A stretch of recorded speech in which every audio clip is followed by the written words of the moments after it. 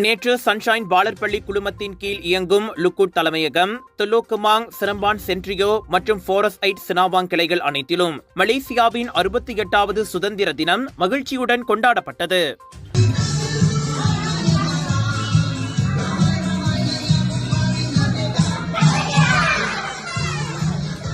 இந்நிகழ்வில் மாணவர்கள் அனைவரும் பாரம்பரிய உடைகளில் பங்கேற்று பாரம்பரிய உணவுகளை ஒருவருக்கொருவர் பகிர்ந்து கொண்டு பாடல்கள், நாடகங்கள், நடனங்கள் என்று அனைத்திலும் சுதந்திர உணர்வை வெளிப்படுத்தினர்.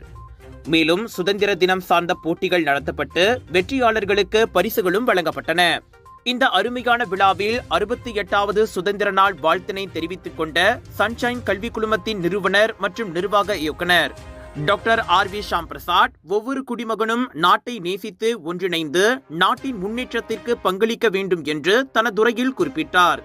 தொடர்ந்து இணை நிறுவனர் திருமதி பரமேஸ்வரி